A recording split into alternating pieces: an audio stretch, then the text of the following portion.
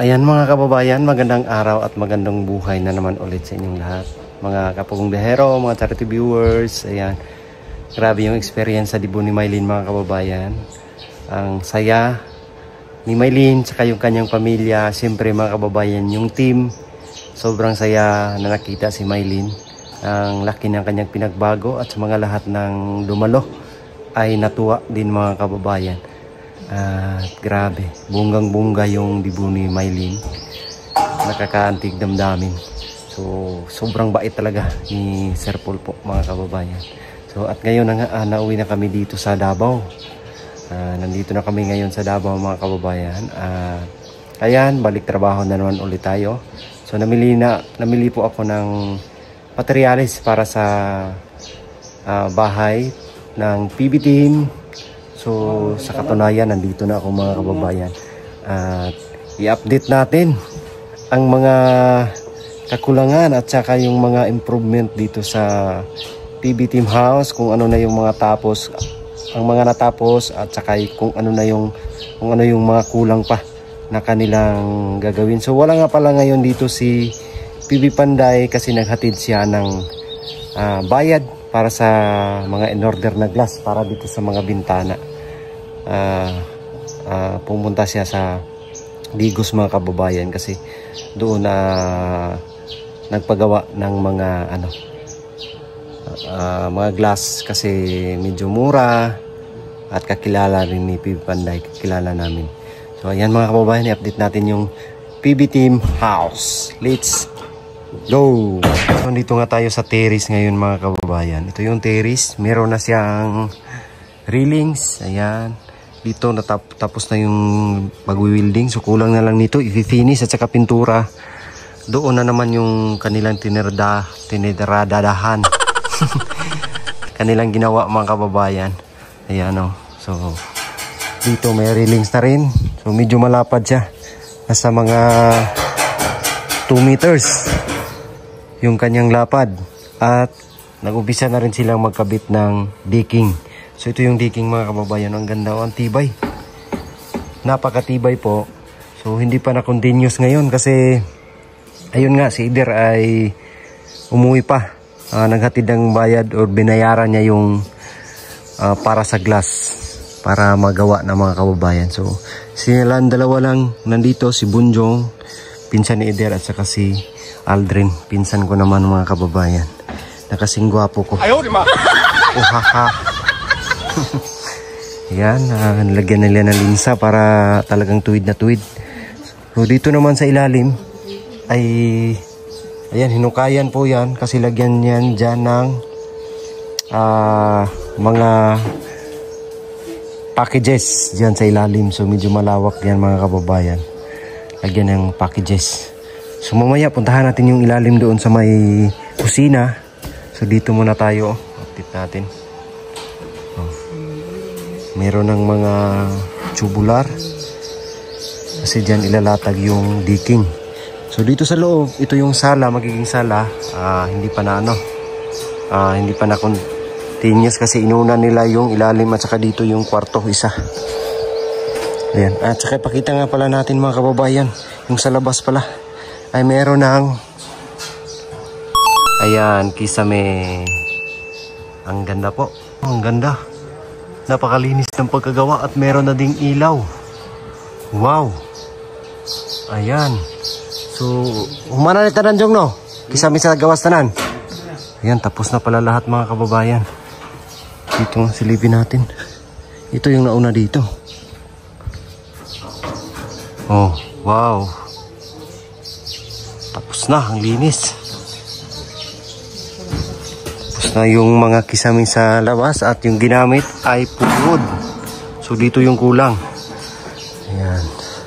So Tahimik sila dito ngayon kasi sila lang dalawa. Oh, dito naman tayo sa loob. So, dami po mga materialis dito mga kababayan. Ito yung decking. Oh. Kami din sa labas. Ay, wow! Meron na siyang vinyl. Ayan. At may pintuan na nakakabit. So, meron na siyang vinyl po mga kababayan. Ayan oh. Ang ganda na. At ang lawak ng kwarto. At meron na ding kisame. Ayan, at ang ganda ng pagkakabit nila ng kisame mga kababayan kasi hindi na nilagyan ng yung edge molding dito. Kaya diretso yung dugtong. Ayun dugtong niya, wala na sa gabal, diretso. Oh, napakalinis tignan. At saka yung pintura, ang ganda. So, kunting ano na lang to dito. Kunting linis. Tapos, yung glass makabit. Ay pwede na to, pwede na to tulugan o makabitan ng window glass kasi para hindi pumasok yung ulan. At saka meron na palang ano dito sa labas, nakakabit na yung kanyang cladding. Oh, ang ganda po, grabe. At ayan yung sa labas na Plywood, kisame. Ang ganda tingnan mga kababayan. Tsaka yung tubig, labasan ng tubig, ayan. Nakabit na rin. Ang ganda na. Kulang na lang dito yung terrace sa labas na may decking din nilagay dyan mga kababayan. Grabe. Napakaganda po ng pagkagawa ng PB Panday. So yung ano pala motif nito is yung wood design. Oh, tingnan niyo po. Napakaganda. Galing talaga ng mga PB Panday group. Ayan. Oh. Grabe mga kababayan. Ang sulit na sulit po yung ano dito. Kasi tingnan niyo naman po, ang ganda na oh. Yan. So ako lang pala mag-isa ngayon mga kababayan. Kasi si Ralph ay nagpapahinga kasi wala din tulog yun. So tayo lang po muna ang bumili ng materials. Kasama-sama naman kami. Pag mag-mission na kami mga pagbalik ni Sir Paul ito, sama-sama naman kami. Si Piggy Bombay din ay nandoon din sa kanila. Kaya nagpapahinga. Oh. Kintab na kintab mga kababayan ba? Wala ka talagang makikitang dugtong. Talagang ang galing. Napakagaling. Saka yung vinyl, ayan na medyo dark. So ang ganda. Tapos yung ilaw, kulang pa pala to ng ilaw mga kababayan. Hindi pa nakabit yung mga ilaw dito kasi hindi pa bumili si Sir Paul. So meron na naman yung mga nakalagay na wiring sa taas. Diba? Ang galing. So, puntahan natin yung ilalim. At para makita natin yung update. Ang dami pang mga materialis oh. So, sa pagkisame, ayan. Sa pang double wall, ayan din mga kababayan. So, silipin man po natin yung sa ilalim. Tara. Let's go. Dito sa ilalim. Ala, may hagdan na pala oh. Wow. Yan, punta tayo sa ilalim. May hagdan sa pang harvest ng mangga. Pero meron na siyang gagawing hagdanan. Puntahan natin sa ibaba. So dito tayo dadaan sa hagdanan. Temporary pang mangga. Yan, so dito sa ilalim naman mga kababayan ay meron ng para sa lababo. Yan, ita-tiles po ito. Yan, ita-tiles yan. So dito hindi pa rin nakabit nila yung exhaust fan. Dito exhaust fan yan dyan mga kababayan. Pero naka-skim coat na siya. Yung mga semento gagamitin yan dito. At saka doon sa labas. Yan o, naka-skim coat. So yung hagdanan meron na ding layout dito. Meron akong nakikitang layout. Ayan o. Kita nyo yung mga guhit na yan po mga kababayan. Yun yung layout sa hagdanan. Tibay. Matibay. Oh, mayroon na din palang ano dito. Pintuan, nakabit na. Ayan o. Kabit na yung pintuan. So, kunting-kunti na lang mga kababayan. At wala din si Bitoy ngayon. Si Bitoy Jelly Mix Vlog kasi libing ngayon na kanyang kuya. So wala siya. Nag-attend. So ito yung CR dito. Oh, meron ng bowl, lavatory, shower. So linis na lang yung kulang. Tsaka yung ano dito, yung exhaust fan. Meron yung exhaust fan doon mga kababayan. Kunting-kunti na lang linisan, tapos lagyan ng grout. Lagyan to ng grout para talagang malinis tignan. Malapit na pala itong matapos. Siguro mga 1 buwan.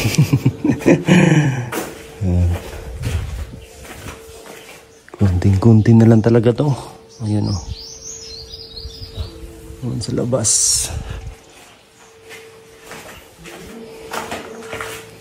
Malapit na.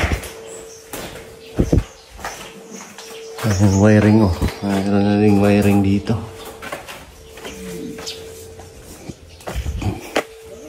Ito yung ano. Yung mga damo dito po yung pina-sprayhan. At ayan, ano na yung mga damo. Na matoy na, matoy. Mga damo. Kasi para malinis din mga kababayan. Ito yung ano ni Sir Paul.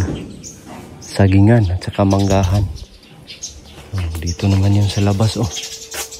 Oh. Ayan. Kunting-kunti na lang talaga at saka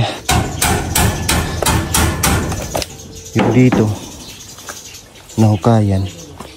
So dito kasi mga kababayan ay kwarto ni Nanay Lorna. Ayan. So dito titira si Nanay Lorna mga kababayan. Sa ilalim. So, mayroon siyang kwarto dito at saka doon banda ilagayan ng mga packages.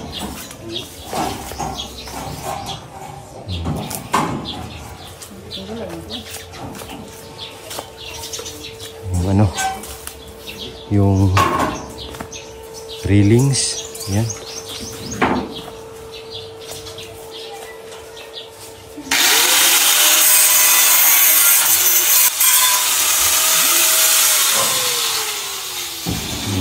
Ay kanilang kinabitan. So ang magiging resulta niyan mga kababayan ay ganun. Tapos dito may hagdanan.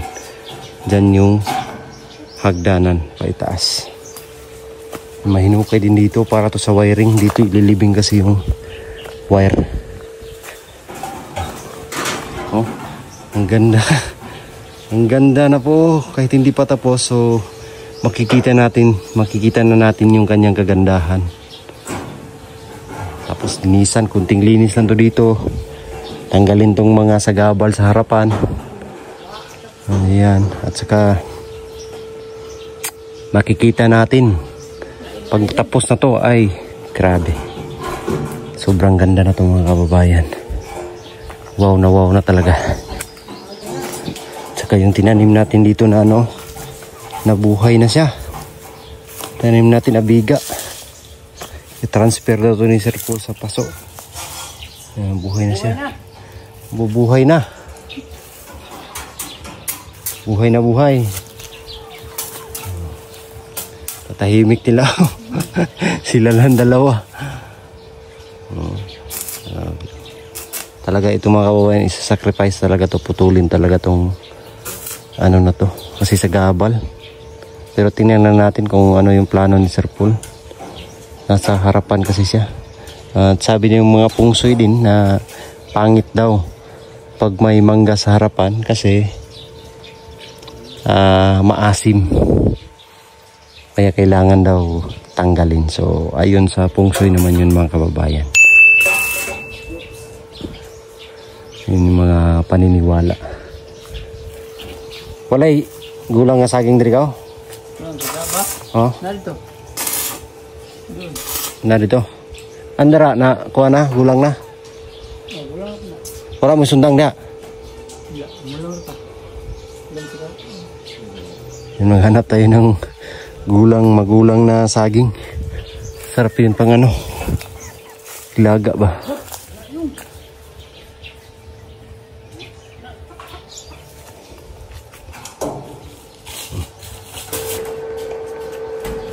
Pag talaga lagyan ng guide po mga kababayan para talagang tuwid na tuwid siya at pantay dito.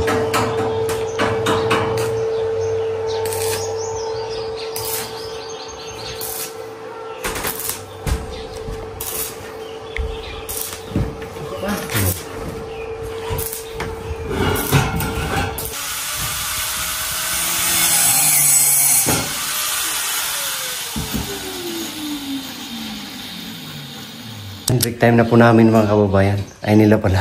Break time nila. So makikain tayo dito. Ayan. Sarap ng ulam namin. Yan o. Yan, kain daw. Yan yung ulam namin kain mga kababayan o. Sarap. Kain tayo dito. Napakasarap ng ulam namin. Let's eat po. Tahimik dito eh. Wala yung mga busing. Wala yung mga maingay.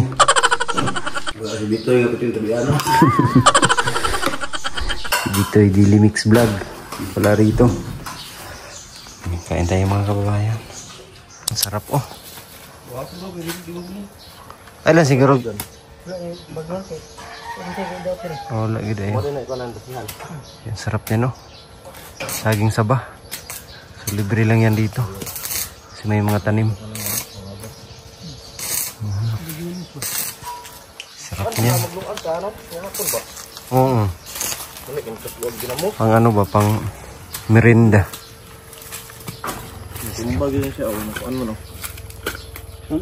May manggal nga dyan, liso. Nga ano siguro yan. Namunga bro. Manggal. Saging. Sarap niya yan ng bagoong ba? Bagoong. Pagbalik ni Sir Paul, hinog na yan. Diba? Hinog, nagintong mo yun. Ay, nakuha na dyan na si Yuta dyan. Nanatiman ba? Pasagdan lang. Ano kasi tagok ko? Yan, sarap yung mga kawayan. Diri ko magdala kay dali rin ni mahingod. Hinog, hinahingga na.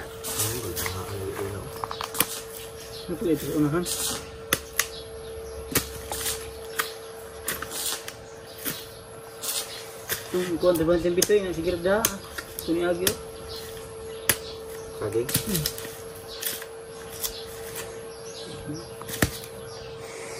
Sarap niya, no? Saging saba.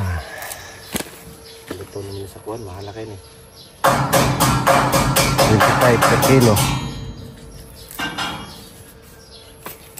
Sarap niya, no? Pang merinda ng mga panday. Mga kababayan, no? Sarap ng saging saba. So, putulin natin. Baka maunahan tayo ni Bilbil. So, para mahinog rin siya mga kababayan pagdating ni Sir Paul dito. So, mahinog na kasi magulang na. Yan po yung tamang putol ng saging. Ito sa bandang taas para hindi siya masyadong babagsak at saka huwag mo anuhin lahat. Putulin lahat. Wag mo lang. Ano, paano sa babagsak.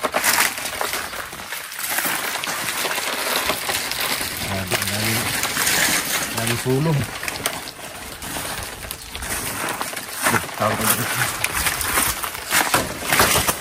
Yan, sana walang bugtok. Ay, very good. Walang bugtok. Ito. Dito natin malalaman kung wala bang bugtok. Oh, wala. Wow. Sarap. Maraming sulong. Sa mahilig sa saging dyan, punta lang kayo dito sa bahay ni Sir Paul. Maraming saging dito.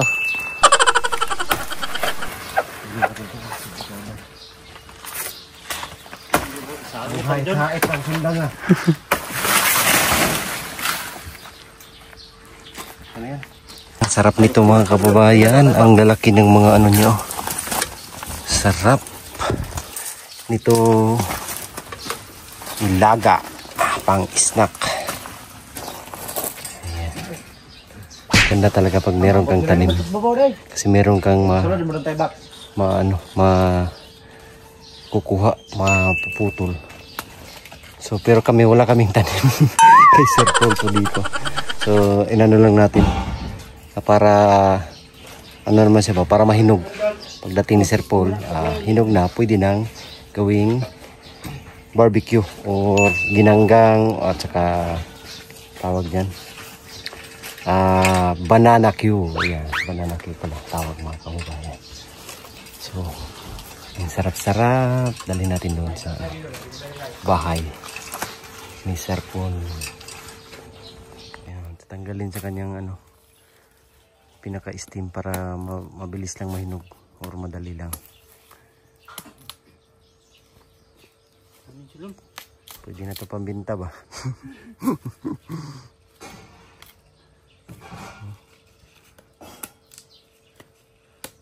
So siyempre mga kababayan, hingi tayo, ayan. Sir, hingi ako sir ha. Dadalhin ko doon.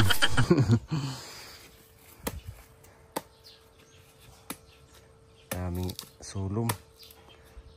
Wala talaga siyang butikol ba? Sayang na tinamaan yung isa. Ang liki na gudo. Piyak na.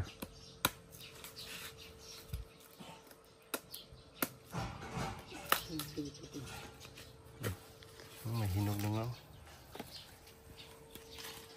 Nga ilang kilo na kaya? Kaya 20 no? Kaya na. Tapos marami pa doon.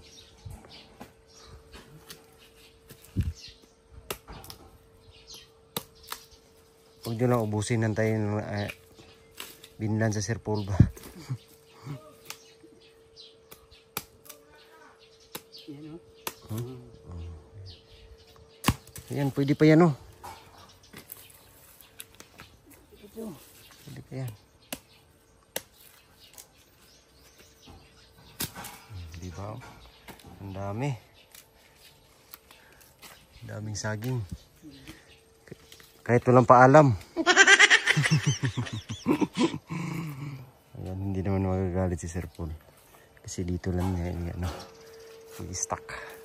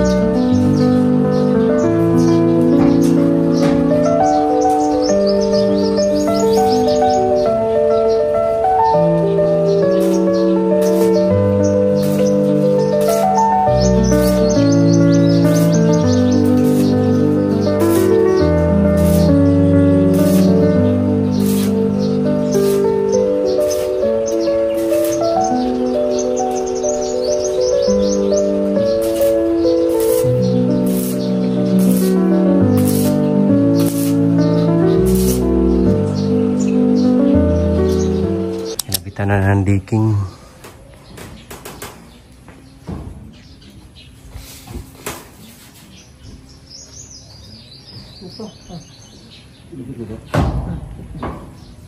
Uy, kulang ko rin. Kulang.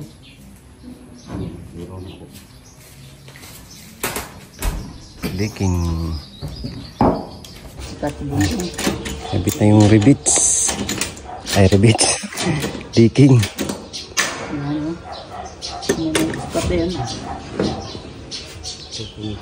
Natin. Oops, sobra. Tapas.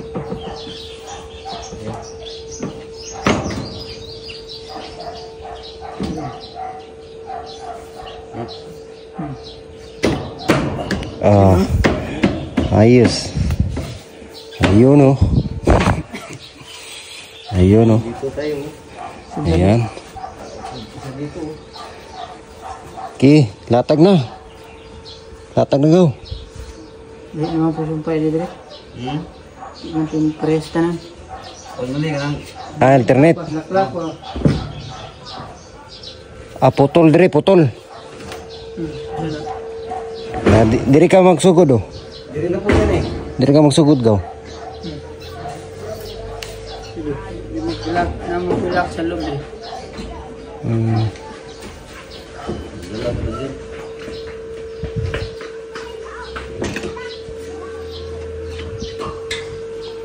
Kapit na yung digging. At magiging maganda na to dito. Kasi may railings na oh.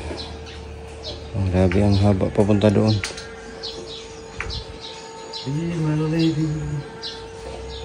Yan, ang ganda na po mga kababayan. At umpisa na silang magkabit ng digging. Yan, so sila lang dalawa. Inuulit ko na naman. Ang ganda talaga oh. Tignan mga kababayan yung digging. Yung outdoor. So kahit mabasa ng ulan o tubig, so hindi siya basta-basta masisira. Siguro duty mo ma, Jong. Yan, bukas mga kababayan is matatapos na nila tong lagyan ng digging.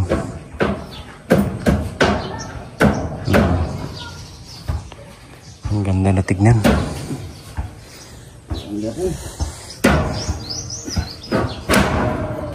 Sumayad.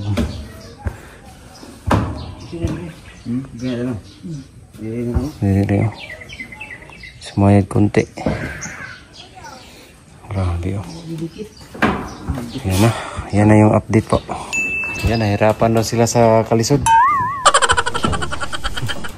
Kailangan talaga ito sa mga kababayan is ma-fix kasi malaki yung siwang, pangit tignan. Dapat talagang kahit kaya ma-0-0 ay 0-0.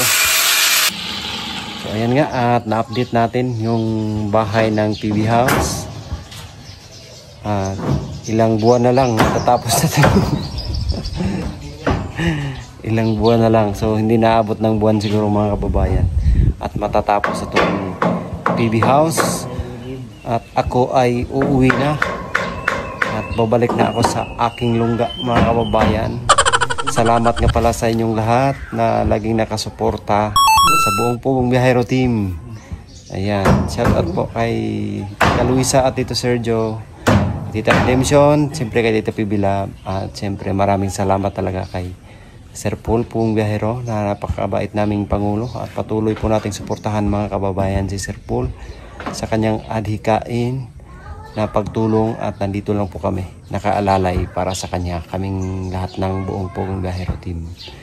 Kaya sa inyong lahat na laging nandyan, nagmamahal sa amin, maraming salamat po sa inyong lahat mga kababayan. Ayun lang, God bless po, we love you all. Bye bye.